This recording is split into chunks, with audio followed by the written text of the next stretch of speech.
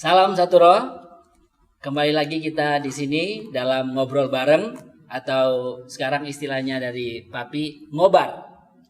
Ya, sama dengan mengobarkan. Jadi ngobrol bareng. Hari ini kembali lagi bersama Bapak Penatua Cornelius Darto atau yang biasa kita sapa Papi Darto, dan di samping saya sudah ada Kak Meti juga. Tema kita untuk kali ini ngobrol bareng atau ngobar kita adalah keseimbangan dalam roh. Jadi apa itu? Saksikan terus dalam ngobrol ini. Oke, gimana kabarnya Pi? Baik ya. Sehat. Kami sehat nggak? Sehat. Nah, Segar. segar ya. Ya. Nah, dalam keseimbangan dalam roh ini,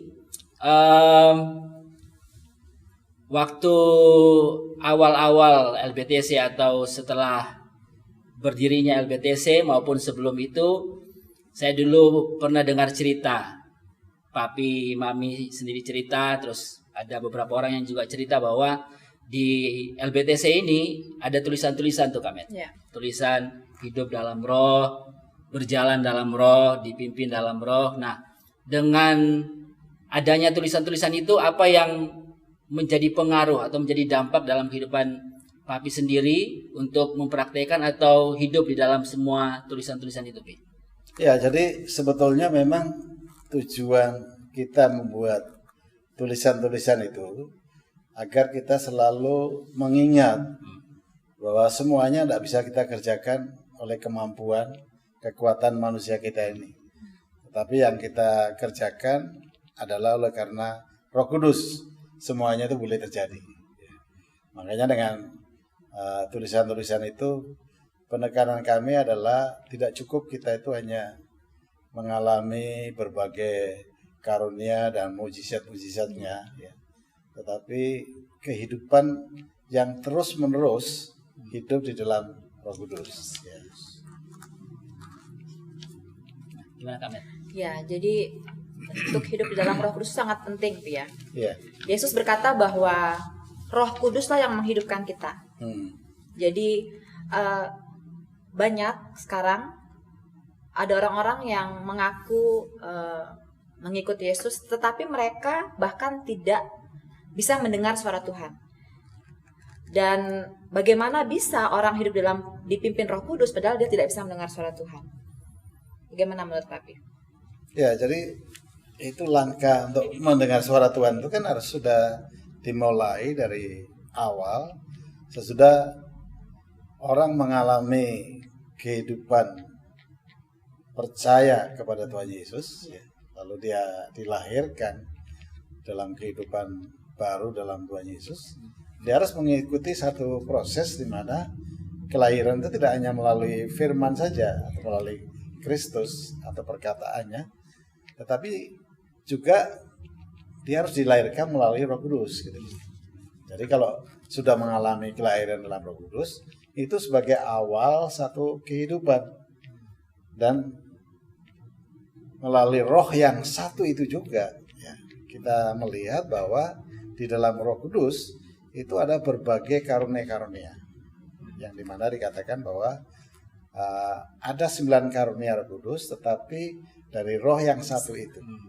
Jadi pada waktu kita menerima Roh Kudus atau dibaptis Roh Kudus, kita sebetulnya sudah menerima 9 karunia-karunia Roh itu. Nah, demikian juga kita lihat di bagian yang lain di dalam Galatia itu, Roh itu juga mempunyai buah, ya, yang disebut buah Roh, ya. Dan juga ada 9 di situ ditunjukkan buah Roh Kudus itu.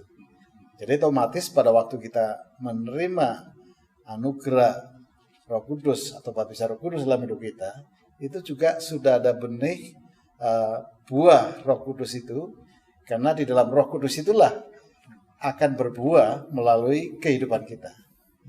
Nah, sehingga dengan pengalaman-pengalaman yang berikutnya, kita akan diajar untuk bisa mengenal lebih dalam dan bagaimana menjalaninya.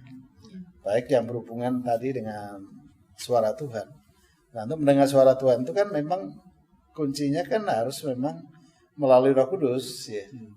Di mana Roh berbicara kepada kita, ya, menyampaikan suara daripada Tuhan sendiri melalui Roh Kudusnya. Nah, kita juga menerimanya pada waktu kita di dalam Roh Kudus juga gitu. Karena itu adalah pekerjaan Roh Kudus gitu.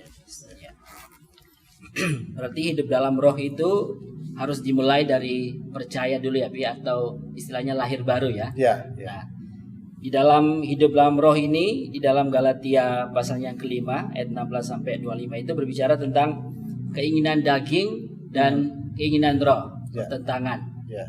Nah, Papi pernah nggak punya pengalaman di dalam hal ini, di mana Papi punya sebuah pemikiran atau ada sebuah hal yang ingin dilakukan, tetapi itu bertentangan dengan apa yang dikehendaki Roh Kudus. Terus bagaimana cara Papi untuk bisa mematikan atau mengesampingkan keinginan pribadi dan percaya atau taat sepenuhnya kepada kehendak Roh Kudus?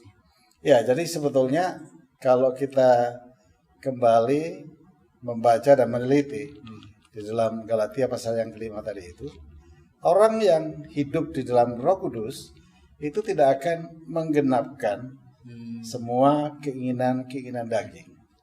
Paulus juga mengatakan di dalam kitab Roma pasal yang ke-8 itu bahwa orang yang hidup dalam kedagingan itu hanya memikirkan hawa nafsu dan keinginan-keinginan daging. Nah, dalam pasal 5 Galatia tadi kan dijelaskan keinginan daging itu apa saja. Perselisihan, perseteruan, kemarahan, dan kenajisan dan lain sebagainya. Nah, itu yang berhubungan dengan segala keinginan daging. Karena yang berhubungan dengan daging itu menunjukkan bahwa dia lebih kuat ya kehidupan kedagingannya daripada roh yang hidup di dalam dirinya. Nah, sebenarnya kalau orang mau hidup di dalam Roh Kudus, hidup dalam roh itu yang akan mematikan dan tidak akan menggenapkan lagi perbuatan-perbuatan kedagingan tadi itu. Jadi kalau kunci ini kita dapatkan, saya rasa kita akan mengalami satu pertumbuhan rohani yang indah di hadapan Tuhan dan yang dikehendaki oleh Tuhan. Sebab keinginan daging itu bertentangan dengan keinginan Tuhan. Ya. Tetapi kehidupan di dalam Roh Kudus itu akan melakukan keinginan dan kehendak Tuhan. Jadi kalau itu yang dilakukan, otomatis nggak mungkin lagi kita akan melakukan hal-hal yang berhubungan dengan perbuatan-perbuatan duniawi, ya. Keinginan-keinginan daging yang seperti tadi disebutkan oleh Rasul Paulus itu. Nah, memang kadang-kadang tergantung pilihan kita di mana sebetulnya gitu ya. Kalau pilihan kita, saya mau hidup di dalam Roh Kudus dan kita bertekun di dalamnya, itu tanpa kita sadari, ya, otomatis kita tidak akan mampu untuk melakukan lagi segala keinginan-keinginan kedagingan itu. Sekalipun dalam proses pertumbuhannya nanti kita akan menjumpai beberapa kendala yang hubungannya itu dengan hasrat dan keinginan dalam diri kita. Ya. Tapi kalau kita kembali lagi bahwa kita menekankan saya tidak mau hidup dalam keinginan daging itu, tapi saya mau, pilihan saya adalah hidup di dalam Roh Kudus. Ya. Sebab selalu ya kalau keinginan daging itu kan membangun satu kesombongan, ego dalam diri kita. Malah kita tidak mau dipermalukan, takut salah, dan lain sebagainya. Tapi kalau kita hidup dalam roh, segala sesuatu itu tidak ditujukan kepada kemampuan dan kekuatan kita, tetapi kekuatan Roh Kudus. Nah, saya ingat satu peristiwa yang saya alami pada waktu tahun 72 kalau salah ya. Kami mengadakan KKR Kesembuhan Ilahi di daerah Mojokerto ya. Kalian belum lahir ya. Di Jawa Timur. Itu di satu desa di desa Pojajer, daerah Delanggu ya. Nah, pada waktu itu kami dalam satu tim sore jam 3 kita akan mengadakan KKR Kesembuhan Ilahi di lapangan terbuka. Dan orang dari pagi itu sudah pada berdatangan. Nah, pagi-pagi kami sudah seperti biasa dengan tim berdoa. Nah, selesai berdoa, petunjuk Tuhan begitu jelas bahwa aku akan melakukan mujizat-mujizatku, tetapi dengan catatan bahwa kamu harus yakin percaya bahwa semuanya terjadi bukan karena kamu, bukan karena pengalaman yang kamu sudah alami. Karena sebelum di sini sudah ada desa-desa sebelumnya Iya, ya. desa-desa sebelumnya, luar bahkan biasa juga kota-kota lain kami sudah masuki dan banyak mujizat terjadi. Jadi artinya ini bukan yang pertama ya. Bukan, jadi sudah bukan. ada. Ya. Jadi pada waktu itu tiba-tiba waktu di depan gereja kami tidur di pastori, ada banyak orang tuh sedang berbondong-bondong menuju ke lapangan. Lalu ada satu rombongan sedang memikul itu dipan ya kalau orang desa itu, atau amben gitu ya, tempat tidur. Dan di situ ada orang kelihatannya sakit parah, lumpuh, digotong oleh 4 orang. Tiba-tiba saya berkata kepada tim, kalau gitu tolong hentikan itu. Terus maksudnya Mas gimana? Waktu itu mereka panggil saya Mas ya, karena saya masih muda juga. Jadi saya bilang gini, biar dia di gereja ini aja dulu, nggak usah dibawa ke lapangan. Terus maksudnya apa? Ya kita doakan di sini. Nanti kita doakan di sini. Kalau nggak sembuh kan nggak ada orang tahu. Nah, kenapa saya berkata begitu? Karena sebelum ini terjadi, saya mendapat surat dari pemerintah setempat, ya dari Koramil dari ini, yang menyampaikan bahwa tolong tim atau tim yang dari Lawang ini, ya, sungguh-sungguh nanti harus terjadi seperti apa yang sudah diumumkan. Ya. Harus ada mujizat, kesembuhan dan sebagainya. Kalau sampai tidak terjadi, nanti bisa menimbulkan kerusuhan di lapangan terbuka itu. Ya. Karena sudah banyak orang-orang yang mengancam dan lain sebagainya. Jadi karena ancaman itu juga pikiran saya, ya, seperti yang tadi saya katakan, orang yang dipimpin Roh Kudus itu sebetulnya tidak memikirkan keinginan daging. Ya, termasuk diantaranya kan ketakutan dan kesombongan, keraguan, nanti malu dan sebagainya gitu ya. Sehingga saya ngomong seperti itu kepada tim. Tapi akhirnya tim itu katakan kepada saya begini. Kalau ini memang pekerjaan Mas, ya udah suruh aja di sini. Tapi ini kan pekerjaan Tuhan Yesus, dan yang menyatakan kuasanya kan bukan Mas Darto. Loh ya juga, ini kan Roh Kudus yang bekerja.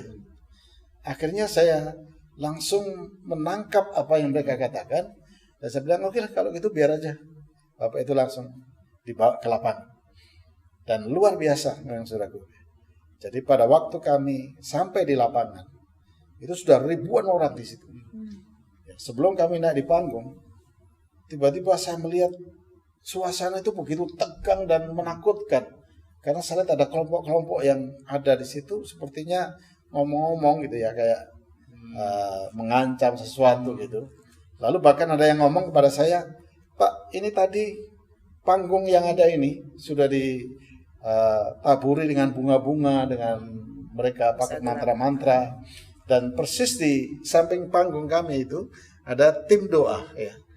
Tim doa yang lagi berdoa, tapi itu pakai tenda kayak parasit begitu, bentuknya begini, ya.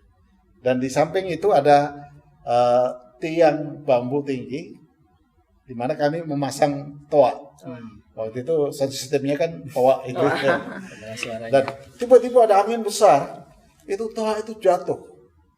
Dan heran, jatuhnya tuh padahal kena menimpa parasit ini, tempat mereka berdoa, tetapi tidak kena kepala mereka. Itu seperti ada yang menahan, sehingga jatuhnya itu seperti kayak orang menyandarkan slow motion gitu. Ya, begitu ya. Ya, kayak slow motion. Dia nahan gitu. Bahasa Jawanya gitu ya. Slow motion. Jadi dia terus turun dan tidak ada yang cedera. Begitu saya mau naik ke atas panggung, tiba-tiba teman saya, almarhum Bapak Simon Cahyono, ya terakhir beliau pelayanan di mana? Sarongan Banyuwangi. Pada waktu itu beliau pendeta di Delanggu, Gereja Pantekosta di Indonesia. Nah, tiba-tiba Bapak ini katakan, Pak Dato, tunggu dulu, saya mau bicara. Dia datang dengan membawa seorang ibu, lalu ada anak kecil satu, perempuan. tiba-tiba Pak Simon ini katakan kepada saya, Pak, kemarin orang ini waktu Bapak adakan kampanye kesembuhan ilahi di Telanggung, dia suruh cucunya ini pura-pura sakit. Tapi begitu dia suruh cucunya ini, malamnya tangannya sebelah kanan ini mati sebelah. Tangannya ibu ini ya, Bi? Tangannya ibu ini akhirnya mati sebelah, dan kami tidak ada yang tahu kalau memang ibu ini sebetulnya mencobai pekerjaan Tuhan pada waktu itu. Dan apa yang terjadi? Dia datang kepada saya minta maaf, minta didoakan. Tapi saya bilang sama ibu ini, loh, tim ini sudah ada di sini, Bu. Dia sudah pindah ke desa yang lain di Pojejer. Kalau ibu mau, ibu ketemu mereka. Ibu ketemu mau apa? Saya mau minta maaf dan mau minta didoakan. Oke, kalau gitu jangan minta maaf kepada saya. Pak Simon berkata begitu. Sekarang saya antar ibu ke Telanggung, ke Pojejer. Dan betul, pas begitu acara ini mau dimulai, Pak Simon ceritakan itu semuanya kepada saya. Langsung Roh Kudus itu bicara kepada saya, ini loh jalan yang aku beri kepada kamu. Jadi kami tidak memulai acara itu. Biasanya kan kita pujian, ada firman disampaikan, doa orang sakit dan sebagainya. Tapi waktu itu saya ajak langsung ibu ini naik ke atas didampingi oleh Pak Pendeta Simon ini. Saya dengan beberapa tim naik di atas panggung, lalu saya berikan mic satu, saya wawancara dia. Kenapa ibu datang sekarang? Lalu dia mulai bercerita bahwa kemarin saya suruh cucu saya ini, ya, akhirnya saya sakit seperti ini. Dan saya datang mau minta maaf, minta ampun, dan minta didoakan supaya saya pulih kembali. Jadi sesudah itu saya langsung katakan sama ibu itu, ibu tidak bersalah kepada kami, tidak bersalah kepada saya atau kepada hamba Tuhan ini, tapi ibu bersalah kepada Tuhan Yesus. Tetapi ibu jangan takut, karena Tuhan Yesus mengasihi ibu. Jadi kalau ibu mau minta maaf, ya, ibu harus minta maaf kepada Tuhan Yesus. Tapi sebelum minta maaf, ibu harus percaya bahwa Tuhan Yesus itu juru selamat. Tuhan Yesus itu yang akan menyembuhkan ibu juga, yang mengadakan mujizat. Ya. Jadi bagaimana? Ibu mau percaya kepada Yesus? Langsung dia berkata, ya saya mau percaya. Ibu mau minta ampun? Ya saya mau minta ampun. Akhirnya saya tuntun ibu ini untuk terima Yesus. Lalu saya tuntun dia untuk minta ampun kepada Tuhan Yesus. Begitu selesai saya bilang, sekarang ibu saya akan doakan. Dan kami berdoa ini di depan ribuan orang, saudara. Begitu didoakan, saya katakan dalam nama Yesus semua pengampunan Tuhan kiranya mengalir dalam ibu ini. Dan dalam nama Yesus penyakit yang membuat ibu ini jadi mati tangannya sebelah sembuh sekarang ini juga. Dan luar biasa. Saya bilang, ibu coba angkat tangannya. Tapi sebetulnya saya ngomongnya pakai bahasa Jawa. Begitu diangkat, bisa. Loh, saya sudah sembuh. Kalau sampun waras katanya gitu ya. Ya, betul ibu, sudah sampun waras gitu. Ya, saya sudah sembuh. Kalau begitu, coba angkat ini. Saya punya Alkitab itu, Alkitab yang dulu dibilang Alkitab kebo, tebal sekali, besar gitu. Dan itu berat. Zaman dulu. Nah, coba ibu angkat itu Alkitab. Diangkat. Langsung bisa diangkat dan sembuh. Dan saat itulah saya katakan kepada seluruh orang-orang yang hadir dalam acara itu, lihat, ini bukan sulap, ini bukan hipnotis, tetapi ini adalah mujizat Tuhan. Bapak-bapak nanti, ibu-ibu kalau tidak percaya silakan langsung tanya sendiri. Wawancara tadi itu tidak kami setting, tidak kami rencanakan, tetapi ini adalah pekerjaan Roh Kudus. Ini pekerjaan Tuhan Yesus. Ya. Jadi oleh sebab itu saya minta siapapun yang hadir di lapangan ini, jangan ada yang mau coba-coba.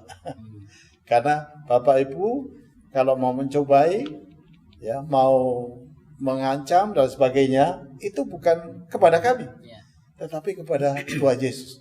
Dan luar biasa. Yang terjadi apa? Itu kelompok-kelompok tadi itu buyar. Semua jadi suasana jadi cair begitu rupa, dan mereka takjub dengan mujizat Yesus yang terjadi itu.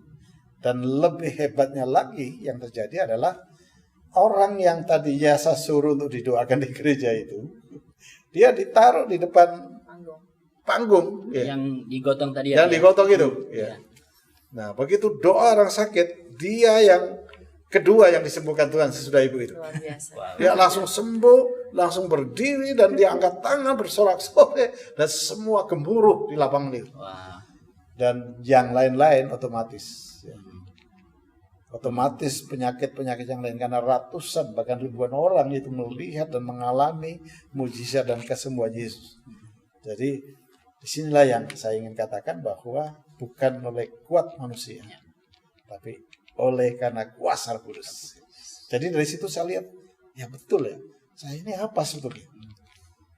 Kalau saya tidak hidup di dalam Roh dan mempercayai Roh Kudus bekerja, ya seperti tadi itu, yang muncul adalah kekhawatiran, yang muncul adalah ketakutan, yang muncul adalah, wah nanti kalau nggak terjadi mujizat, saya jadi malu, saya jadi mengalami yang tidak-tidak. Ya.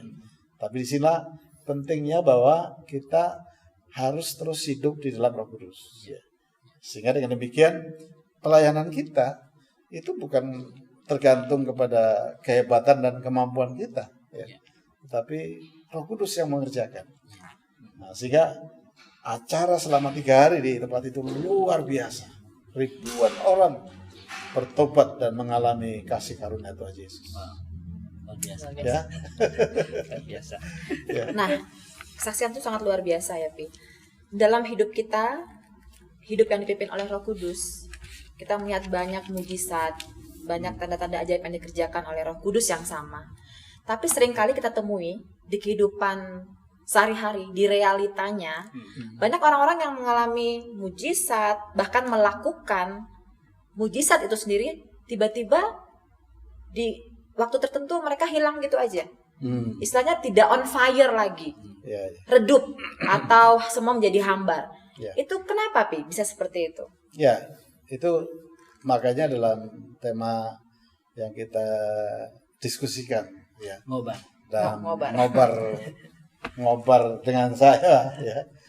Mengobarkan Ya. karunia Roh Kudus, mengobarkan api Roh Kudus, ya.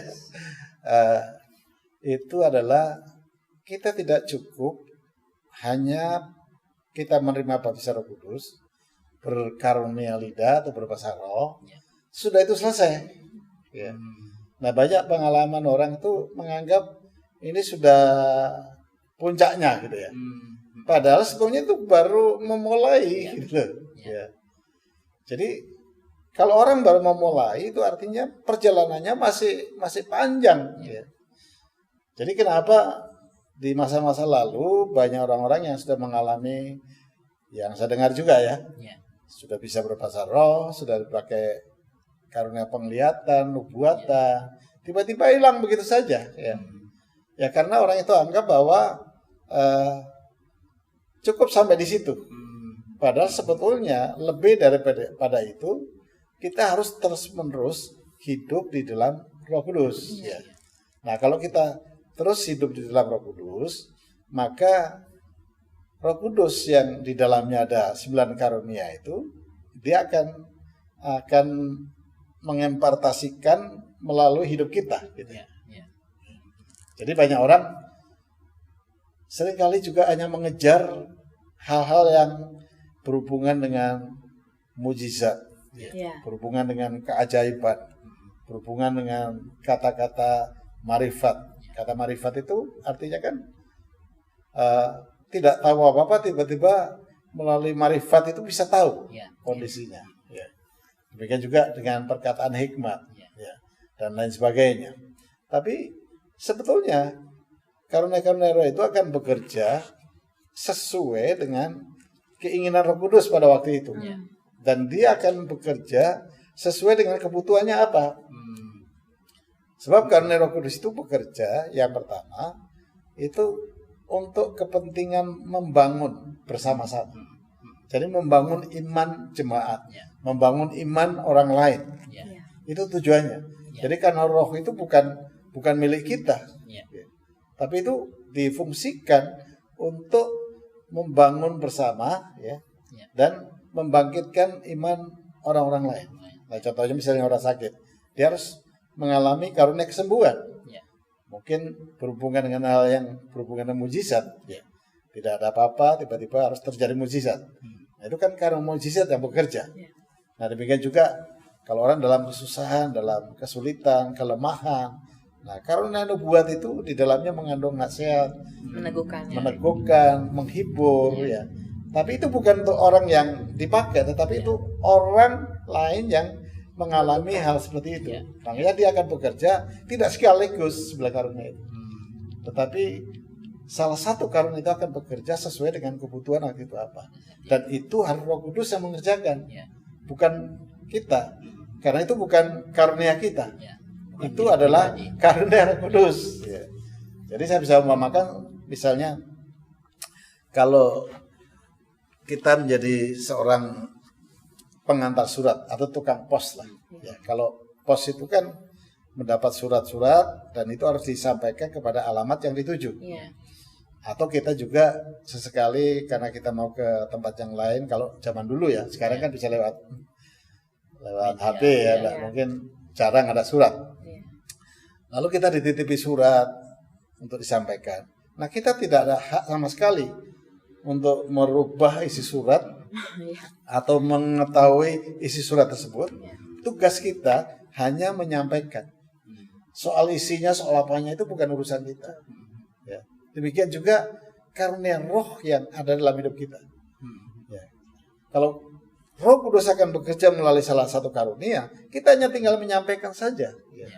Kita tidak ada hak untuk mengatur, untuk menyelidiki di dalamnya. Kita hanya sekedar alat yang dipakai untuk menyampaikan karunia roh itu. Nah, kalau orang dipakai melalui karunia roh itu, kalau menyadari prinsip ini, dia tidak akan ada kesombongan. Dia tidak akan merasa bahwa, wah saya dipakai Tuhan, saya lebih hebat daripada yang lain. Nah, kalau sudah ada itu sebabnya lalu seolah-olah karunia roh itu jadi padam dalam diri kita. Karena akhirnya apa yang terjadi? Kalau itu sudah tidak bekerja karena kesombongan dan merasa lebih hebat daripada Roh Kudus sendiri, akhirnya kan itu yang disebut Paulus bahwa mendukacitakan Roh Kudus. Gitu. Ya. Jadi kalau mendukacitakan Roh Kudus, otomatis kan yang keluar itu kan kedagingan kita, pikiran kita, ya. Atau hikmat kita sendiri, bukan hikmat Roh Kudus. Ya. Nah, ini yang menyebabkan akhirnya orang itu jadi berhenti sampai di situ. Nah, mungkin satu kali dia bisa belajar benar apa yang Roh Kudus mau nyatakan oleh karena Roh Kudus, tetapi oleh karena tercampur dengan kesombongan, tercampur dengan emosinya, keinginan pribadinya, ya, lalu seolah-olah itu miliknya dia, sehingga memang sempat saya dengar ada orang mengatakan ada karunia menghantam. Ya, tidak ada itu karunia roh menghantam itu. Ya. Karena Yesus itu kan mau kasih, karunia roh diberikan untuk membangun orang sebagai satu wujud kasih Yesus yang dinyatakan melalui karunia-Nya. Gitu. Jadi dengan demikian bahwa karunia roh ini akan bekerja ya pada waktu Roh Kudus menginginkannya.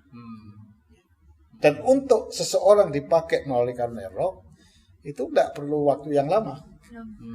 Bahkan orang baru pertama kali dibaptis Roh Kudus pun bisa langsung dipakai Tuhan.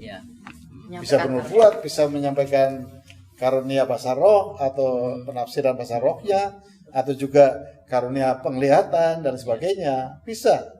Ya. Karena yang mengerjakan itu Roh Kudus pada waktu itu. Tetapi ini tidak bisa menjadi ukuran dalam hidup kita. Gitu. Nah, jadi berhubungan dengan karunia Roh Kudus ini, berarti untuk kita bisa dipakai oleh Roh Kudus di dalam karunia itu, berarti kita harus hidup dalam Roh, terus berjalan di dalam Roh ya. Jadi terus ada komunikasi dengan Roh Kudus.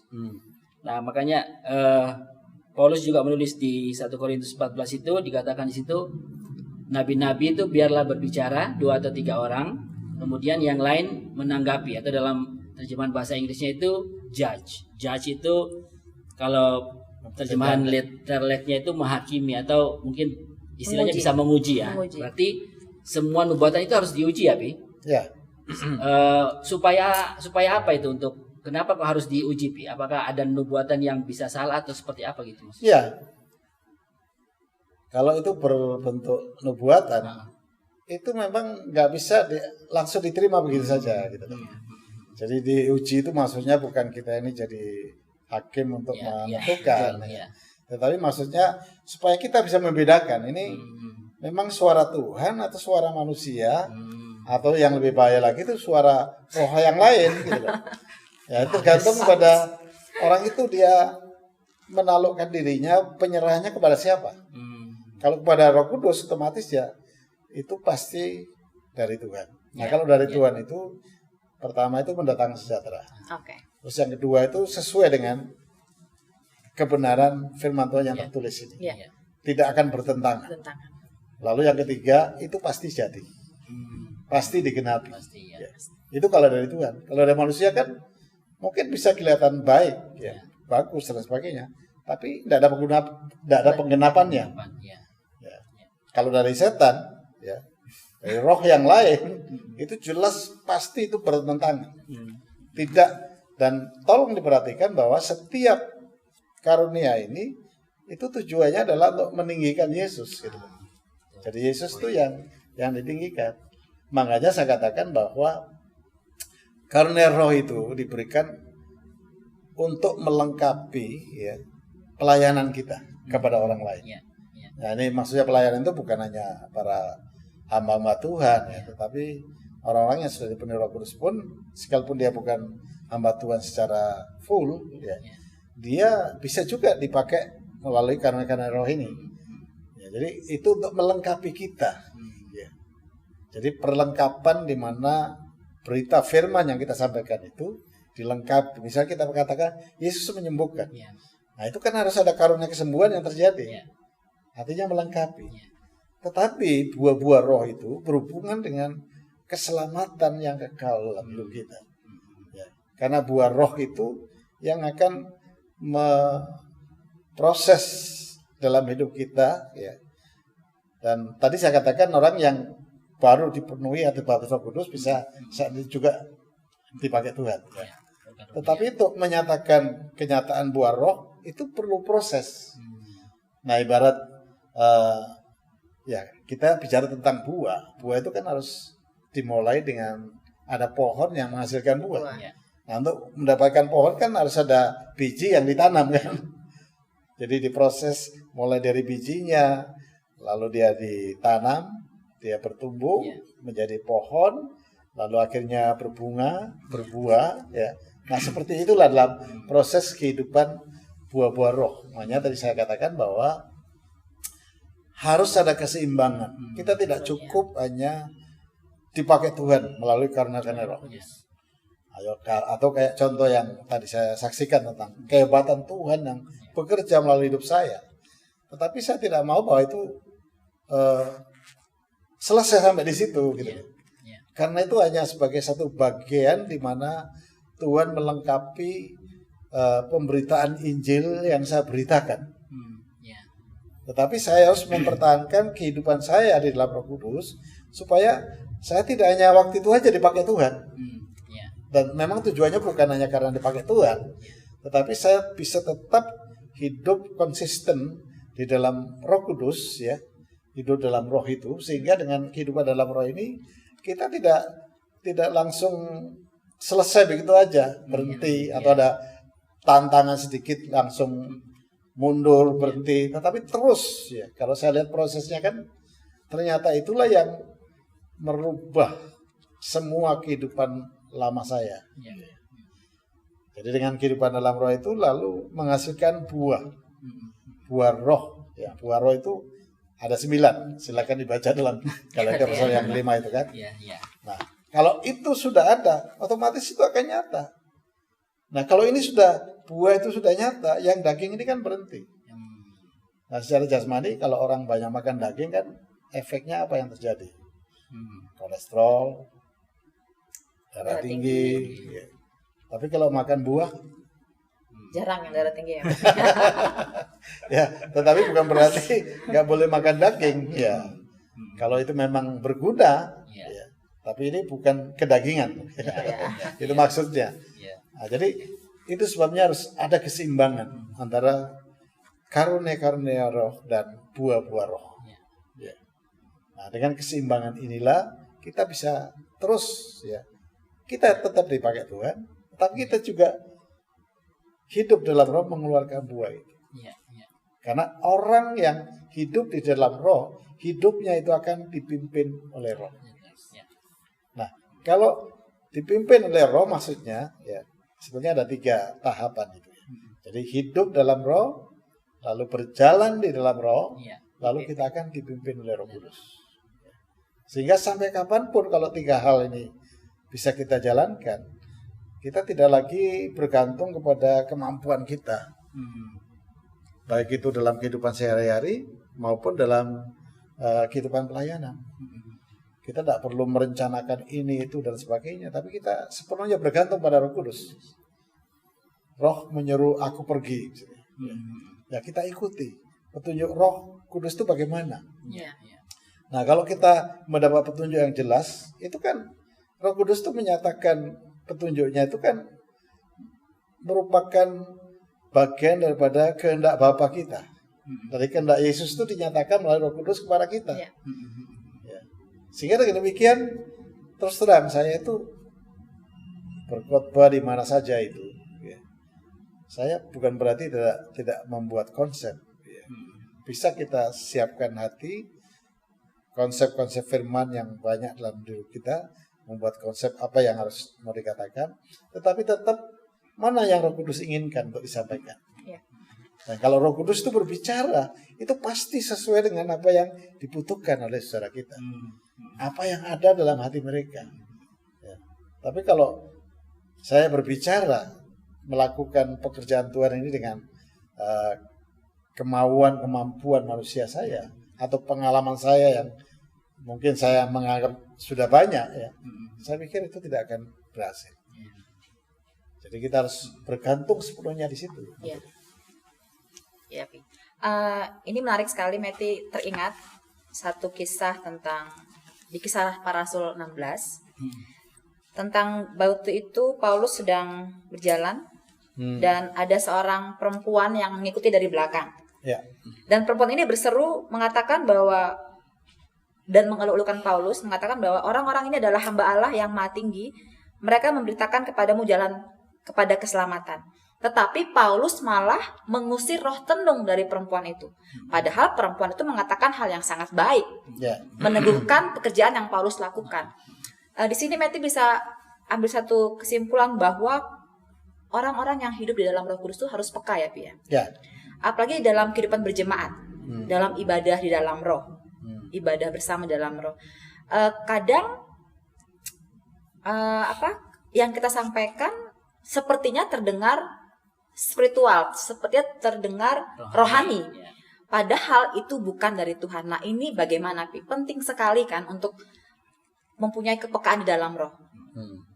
Yang Meti tadi bisa tangkap dari yang Papi sampaikan adalah pada waktu Roh Kudus bekerja pasti ada kehidupan. Betul ya, Pi? Ya. Tapi bisa jelaskan lebih lagi tentang karunia-karunia Roh Kudus dalam kehidupan berjemaat, dalam ibadah dalam Roh. Iya, memang ada banyak orang yang mungkin karena mendengar, ya, dari orang-orang lain yang mengatakan bahwa di dalam 1 Korintus pasal 13 itu, ya, yang penting itu bukan nubuat, bukan karunia-karunia yang lain, perkataan hikmat, iman, dan lain sebagainya. Yang penting itu kasih. Sebab karunia-karunia roh itu akan hilang. Tetapi kasih itu tidak berkesudahan. Tapi coba perhatikan penjelasan yang di dalam 1 Korintus 13 itu, bahwa Paulus katakan, ya, itu akan hilang karena kalau yang sempurna itu sudah datang, maka yang tidak sempurna tadi itu akan hilang. Dan dikatakan sebelumnya dalam ayat itu bahwa kadang nubuatannya itu nggak sempurna. Ya, mungkin penglihatannya juga tidak sempurna, gitu ya. Tetapi kalau yang sempurna itu sudah datang, maka yang nggak sempurna itu sudah berhenti. Jadi bukan berarti bahwa kita tidak butuh karunia-karunia roh. Ya. Kalau tidak, Paulus tidak akan mengalami petunjuk roh yang luar biasa pada waktu orang itu mencoba untuk memuji-muji Paulus. Iya. Tetapi sebetulnya tujuannya bukan itu. Kalau Roh Kudus itu selalu tujuannya itu adalah menyaksikan, meninggikan Yesus. Ini harus waspada kita. Iya. Jangan karena kita merasa dipakai Tuhan, lalu ada orang-orang yang memuji-muji kita lalu besar kepala. Iya. Ya, kepalanya sudah besar, mau dibesarkan lagi. Tambah besar. Jadi sebetulnya biarlah kalau ada seperti itu, kita harus cepat-cepat menyadari bahwa ini bukan untuk saya.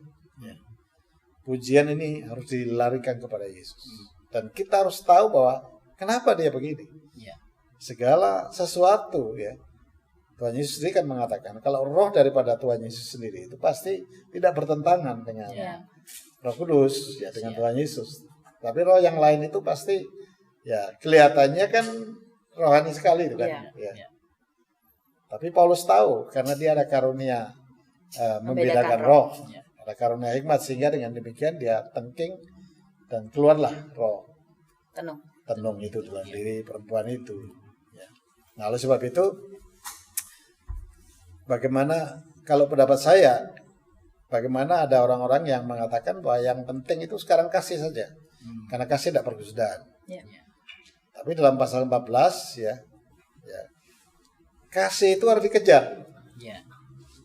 Tetapi kamu yang terutama harus memperoleh untuk bernubuat. Pasal 14 ayat 1. Boleh dibacakan coba? Ya. Ayat 1 14 ayat 1. Kejarlah kasih itu dan usahakanlah dirimu memperoleh karunia-karunia roh, terutama karunia untuk bernubuat. Ya, jadi apa tadi yang pertama? Kasih itu Kejarlah kasih. kejarlah kasih. Kasih itu harus kita kejar. Ya, kita kejar kasih. Ya. Tapi Mengusahakan. diusahakan Iya. sebelum kasih itu adalah karunia roh, terutama adalah bernubuat. Nah, itu bukan berarti begitu mendapatkan kita merasa ada kasih yang lebih penting. Kalau orang yang berkata, oh kasih yang penting. Karena tidak perlu. Karena kasih sudah bersudah.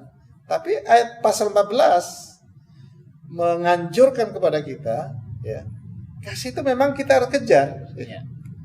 Karena kasih tidak berkesudahan. Tapi sebelum yang kesudahan ini berakhir, itu kita kan harus berusaha untuk mendapatkan atau mengalami pemakaian Tuhan melalui karunia-karunia roh yang terutama nubuat.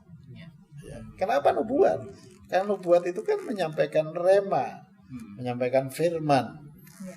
Di dalamnya mengandung penghiburan, mengandung pengajaran, mengandung nasihat, peneguhan iman dan sebagainya. Hal-hal yang sangat positif. Nah, itu sebabnya saya ingin katakan bahwa dua-duanya ini kita butuhkan. Makanya saya bilang tadi harus ada keseimbangan. Jangan kita hanya terfokus kepada karunia-karunia roh saja. Yang penting sudah dipakai Tuhan, lihat penglihatan dan sebagainya, lalu mengabaikan kehidupan dalam Roh Kudus di mana kita mengembartasikan buah roh dalam diri kita. Kita tidak ada kesabaran, masih gampang marah, gampang tersinggung, ya. Tapi di dalam buah roh kan ada panjang hati, ya, ada sukacita, ada damai sejahtera, dan lain sebagainya. Nah, itu kan harus digenapkan. Kalau ini digenapkan, yang daging itu tidak lagi muncul gitu. Tapi tadi kita melihat bahwa orang-orang yang mementingkan karunia roh tanpa menunjukkan ini itu maksud saya tadi itu buah roh. Ini hidupnya dalam bahaya. Karena Paulus sendiri mengatakan, bahkan Tuhan Yesus katakan, bukan orang yang menyeru, ya, berseru Tuhan itu yang selamatkan. Atau orang yang saya sudah membuat orang sakit itu sembuh, saya sudah mengusir roh-roh setan. Tidak, bukan itu. Tetapi yang Tuhan lihat di mana kita tetap hidup di dalam roh, hidup di dalam otomatis ya kita hidup selalu di dalam Yesus. Paulus kan mengingatkan kita, jangan kamu bangga dengan pemakaian Tuhan. Karena jangan sampai orang lain diselamatkan melalui mujizat-mujizat. Tapi diri kita sendiri hilang. Aku tidak mau seperti itu. Makanya kerjakanlah keselamatanmu itu setiap hari. Nah, mengerjakan keselamatan ini maksudnya apa? Ya hidup di dalam Roh Kudus itu. Ya saya banyak ketemu dengan hamba-hamba Tuhan yang sebetulnya hebat ya. Dia bahkan sudah doktor teologi dan sebagainya. Lalu satu kali dia datang kepada saya. Dia sebagai dosen terbang kemana-mana. Beberapa bulan yang lalu. Orang itu katakan, Pak, saya ini sekarang, bilang gitu ya. Keselamatan itu pun tidak yakin. Saya kaget, suruh. Apa yang Bapak ini mengajarkan kepada mahasiswa-mahasiswanya? Tapi dia jujur sekali. Dan dikatakan, soalnya begini Pak, sebelum saya jadi dosen terbang seperti sekarang ini, itu saya dulu waktu dipenuhi Roh Kudus, aduh semangat saya luar biasa dan saya mengalami sesuatu yang hebat melalui Roh Kudus itu. Tapi begitu saya hanya mengandalkan ilmu pengetahuan saya ini, saya mengandalkan kekuatan saya mengandalkan saya ini sudah sebagai seorang doktor, ya, semuanya jadi hilang, Pak. Jadi bagaimana sampai dia katakan keselamatan aja saya hampir-hampir tidak yakin bahwa saya diselamatkan. Apa yang harus saya lakukan? Akhirnya saya hanya bilang, sebetulnya Roh Kudus tidak pernah meninggalkan Bapak. Tuhan Yesus tidak pernah meninggalkan Bapak. Sekarang yang Bapak perlu lakukan, dan itu sangat sederhana. Apa Pak kira-kira yang harus saya lakukan? Bapak kembali kepada kasih mula-mula. Nah sekarang kalau Bapak mau, kita berdoa. Kembali kepada kasih mula-mula. Ingat kembali bagaimana Tuhan menjamamu, Roh Kudus menjamamu pada waktu itu. Lalu kamu datang dengan hati yang rendah dan katakan kepada Tuhan Yesus, ya, Tuhan, saya akan kembali kepada kasih-Nya mula-mula. Akhirnya kami berdoa dan dia hancur hatinya, dia menangis, kami berpelukan. Ya. Pada waktu itu jauh sebelum corona yang sebelumnya. Masih boleh. Sehingga dia dipulihkan betul. Dia mengalami pembaruan kembali dan cukup disegarkan. Nah ini rahasianya di situ. Jadi sampai kemanapun, ke ujung bumi manapun kita mencari ilmu pengetahuan. Ya. Kalau tidak dibarengi dengan kehidupan dalam Roh Kudus tadi itu, semuanya akan sia-sia. Ya. Itu sebabnya kita harus tetap tinggal hidup di dalam Roh Kudus, ya, berjalan dalam Roh dan dipimpin oleh Roh Kudus. Ya. Nah, berarti itu nanti arahnya ke kedewasaan rohani ya berarti ya. Ya. Jadi keseimbangan ini berarti yang akan mempengaruhi seberapa dewasa kita. Jadi tidak berat di satu sisi begitu ya. Atau gimana maksudnya menurut Papi soal antara karunia roh dan buah roh itu terhadap kedewasaan rohani menurut pandangan Papi gimana? Ya, jadi itu dua-duanya mesti akan bekerja sama. Dalam satu sisi, buah itu akan bertumbuh menjadi biji tadi akan bertumbuh menjadi pohon, berbunga dan berbuah. Nah, ini bisa terjadi seperti itu ditopang melalui karunia-karunia Roh Kudus tadi itu. Satu contoh, misalnya begini. Saya mengasihi kamu. Saya mengasihi saudara. Kan itu sebagai wujud impartasi kasih yang di dalam diri saya tentang Yesus. Tetapi untuk menyatakan kasih itu tidak cukup kita hanya ngomong saya mengasihi kamu. Sementara mungkin saudara tersebut dia dalam kondisi sakit. Atau dia memerlukan petunjuk dan nasihat atau hikmat. Nah disinilah fungsi karunia Roh Kudus itu akan bekerja. Kalau saya mengatakan saya mengasihi kamu, tapi saya tidak mendoakan dia untuk kesembuhan. Saya mengatakan kepada orang tersebut saya mengasihi kamu, tapi saya tidak menasihati dia, tidak meneguhkan hatinya. Kan karena roh tadi itu kan membangun kan. Jadi kasih saya diwujudkan melalui karunia roh tadi itu kepada orang lain. Nah, itu sebenarnya saya katakan ini bekerja sama. Dan ini akan membuktikan pertumbuhan kedewasaan kita. Ya. Dan kita tahu bahwa kalau misalnya orang itu disembuhkan, misalnya orang itu ditolong keluar dari masalah yang sedang dia alami dalam dirinya, ya, itu bukan karena saya. Gitu. Ini menunjukkan tanda kedewasaan. Yang ada apa? Itu semata-mata karena kasih karunia Tuhan. Karena Tuhan Yesus. Dengan demikian kita kan orang lihat bahwa orang ini kok rendah hati. Kenapa kita rendah hati? Dari hasil buah roh itu yang tadi itu, ya, kerendahan hati. Ya. Jadi humble. Dan itu tidak dibuat-buat. Ya. Ya. Kalau dibuat-buat kan orang bisa aja duduk meninggikan diri di atas gunung, ya. Merendahkan diri di atas gunung. Saya. Jongkok tapi di puncak Monas. Ya. Kan lebih ya. Di sana di situ duduk tapi di puncaknya Monas. Paling puncak. Wah, jatuh banyak sekali. Ini menarik sekali, Pi, karena kan Tuhan Yesus bilang di Perjanjian Baru dikatakan bahwa dari buahnya lah kamu betul, mengenal mereka. Ya.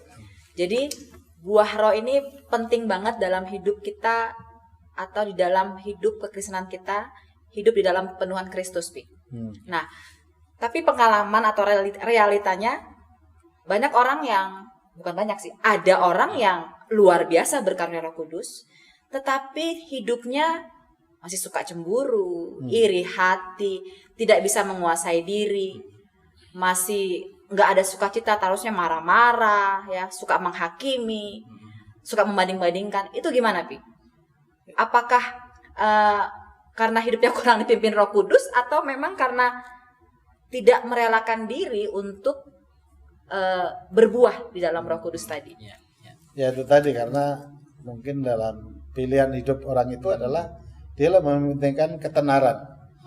Dia lebih mementingkan supaya dia lebih dikenal banyak orang, dan dia ingin mendengar orang berkata bahwa kamu hebat, kamu luar biasa, dan lain sebagainya.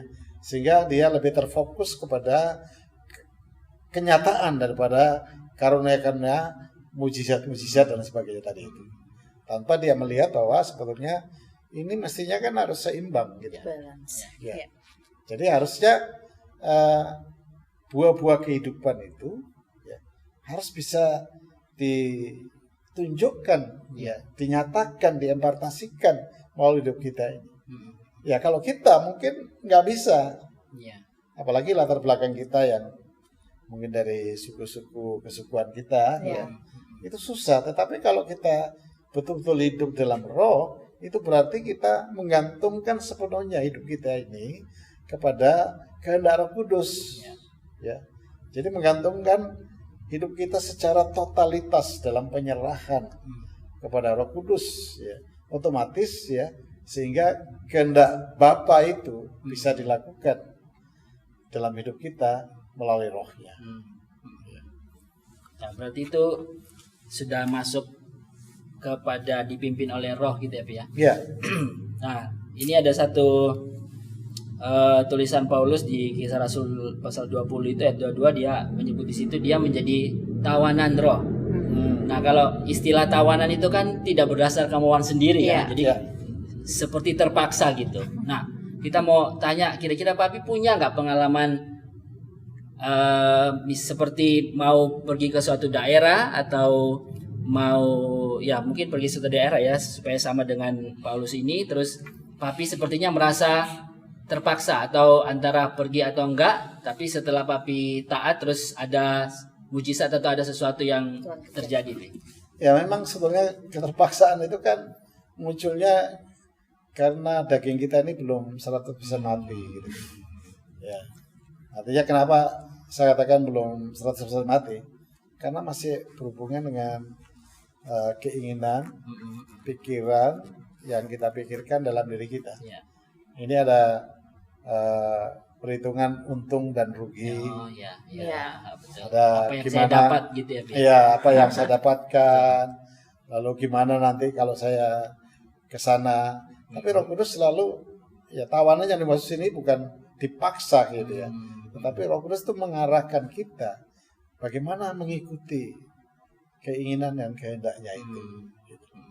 Karena kalau tidak, ya ini pengalaman pribadi dulu. Saya waktu itu masih belum masih muda ya. Gitu. Satu kali Tuhan tuh bicara sama saya, hari ini kamu berdiam diri. Saat teduh, berdoa, berpuasa gitu. Tapi tiba-tiba ada teman saya yang ngajak saya pergi. Waktu itu saya di Nongol Jajar. Ya. Saya diajak pergi ke Lawang. Lalu antara apa yang harus saya lakukan sebagai kehendak Tuhan, taat kepada Roh Kudus, atau saya tergoda dengan keinginan teman saya. Akhirnya nggak apa-apalah, saya kan nanti berangkat berdoa gitu ya. Akhirnya saya ikut. Saya dibonceng sepeda motor. Waktu itu masih tahun-tahun itu sulit sekali kendaraan. Udah selesai urusan, kami pulang. Tiba-tiba di jalan turunan di situ ada Hotel Niagara itu. Iya. Nggak tahu bagaimana motor kami disenggol sama orang. Nah, disenggol jatuh. Jadi waktu saya jatuh itu saya dibonceng di depan. Tiba-tiba ada bis dari Surabaya Malang tuh lewat. Dan saya lihat itu roda bis, bannya bis itu persis ke arah kepala kami.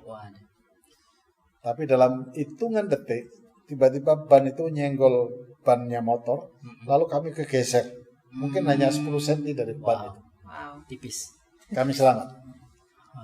Tapi saya dapat pelajaran yang sangat berharga. Ternyata saya mengikuti keinginan saya. Dan Tuhan tetap sayang kepada saya dan dia tidak mengizinkan iblis itu mau mencuri saya, menghancurkan saya.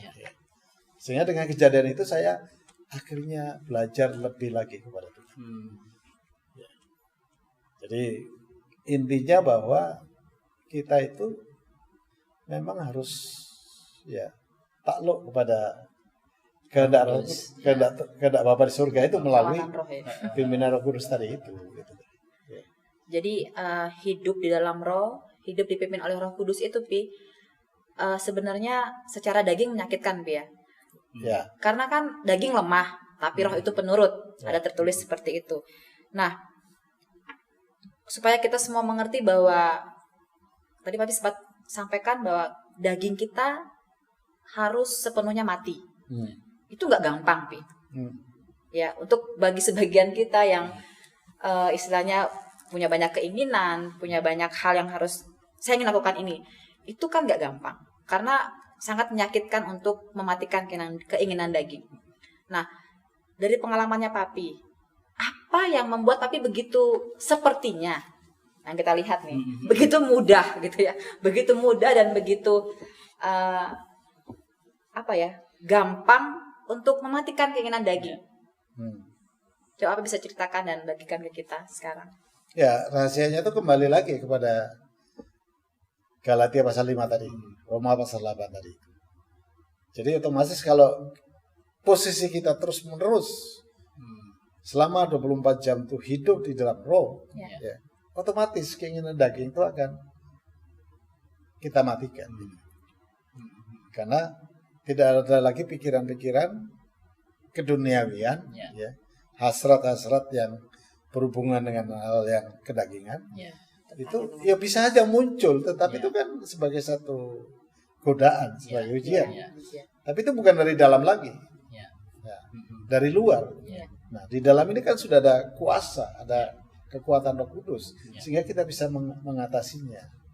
Dan itu memang harus berproses. Tadi saya katakan kan, tidak instan hidup dalam roh ini kan nggak bisa instan, atau buah-buah roh tadi itu nggak bisa instan langsung muncul buahnya. Beda dengan karunia roh tadi itu. Nah, ini berproses. Jadi banyak pengalaman-pengalaman yang kadang-kadang kita terbentur sana sini.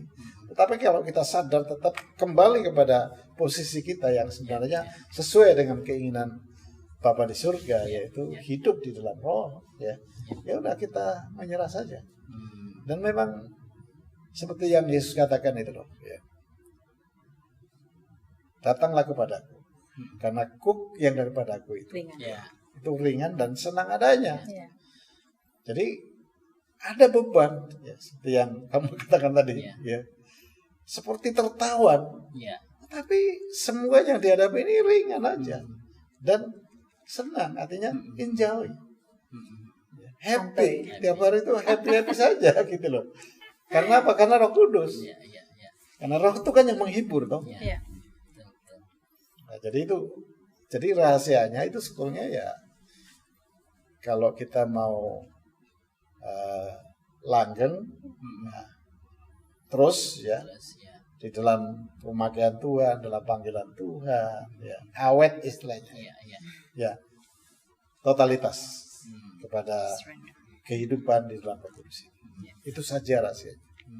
Dan kita ini apa sih sebetulnya, nggak ada yang perlu kita pertahankan dalam hidup ini. Hanya satu saja tujuan hidup kita, yaitu memuliakan nama Tuhan Yesus.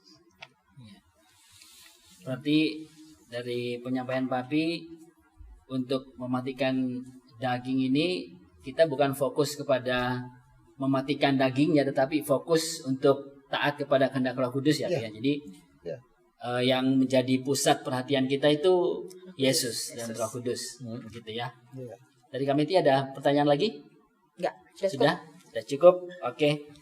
Terima kasih Pi untuk waktunya ngobar kita kali ini.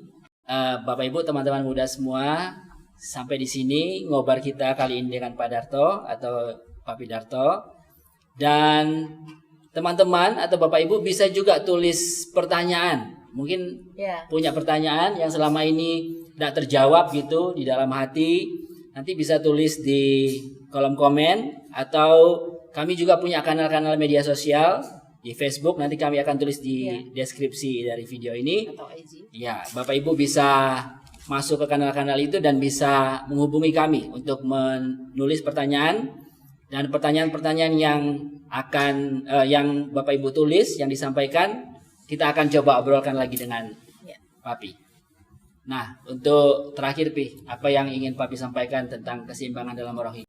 Jadi kesimpulannya, Bapak Ibu saudara sekalian, hidup di dalam roh itu bisa kita lakukan melalui hubungan pribadi kita dengan Tuhan Yesus, melalui kuasa hadirat Tuhan, melalui Roh Kudus-Nya yang bekerja di dalam diri kita.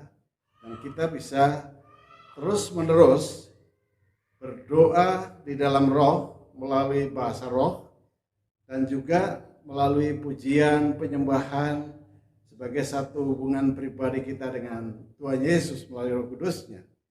Dan di dalam suasana inilah kita juga bisa mendengar suara Tuhan. Mungkin Tuhan bisa memberikan petunjuk kepada kita melalui Roh Kudus-Nya, sehingga dengan demikian kita akan mampu hidup di dalam roh, berjalan di dalam roh, dan dipimpin oleh Roh Kudus.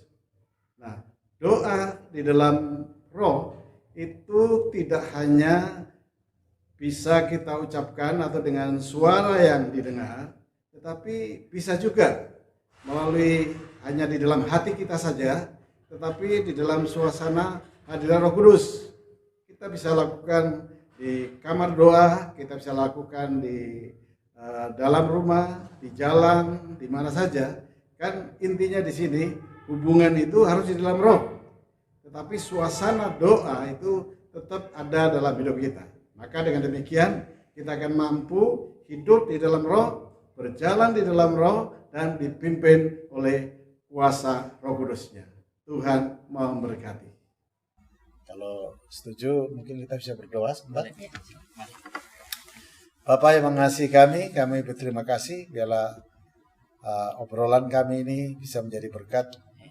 Saya berdoa untuk saudara kami yang selama ini jatuh bangun, dan tidak mampu menghadapi tantangan hidup ini. Sebab itu kiranya api kuasa Roh Kudus-Mu Kau turunkan kepada saudara kami ini semuanya. Hancurkan semua, bakar semua kedagingan-kedagingan, sifat-sifat kemanusiaan yang sulit untuk dibebaskan. Sekarang kami minta biarlah api Roh Kudus-Mu itu membakar semuanya itu, dan memberikan satu nyala yang baru, yang lebih lagi. Api-Mu sekarang membakar dalam hati dan pikiran saudara kami ini, sehingga mereka ada kemampuan untuk hidup di dalam Roh Kudus dan berjalan di dalam Roh serta dipimpin oleh Roh Kudus. Dan saya percaya kalau mereka semuanya, saudara kami yang mendengar obrolan kami ini melalui kebenaran firman-Mu ini, mereka akan terberkati. Mereka akan melangkah dengan langkah yang baru. Karena Roh Kudus akan memberikan sesuatu yang baru kepada mereka. Jadi sekali lagi, mereka bebas dari semua tekanan-tekanan keduniawian. Tekanan-tekanan dari kutuk-kutuk nenek moyang. Dan api Roh Kudus membakar semuanya. Dan mereka akan berjalan dengan dipimpin. Berjalan dengan petunjuk dan hidup di dalam Roh Kudus. Terima kasih Bapak. Kami serahkan dalam kasih karunia dan damai sejahtera kepada Engkau sendiri. Dalam nama Tuhan Yesus, kami berdoa. Salam satu roh. Tuhan Yesus memberkati.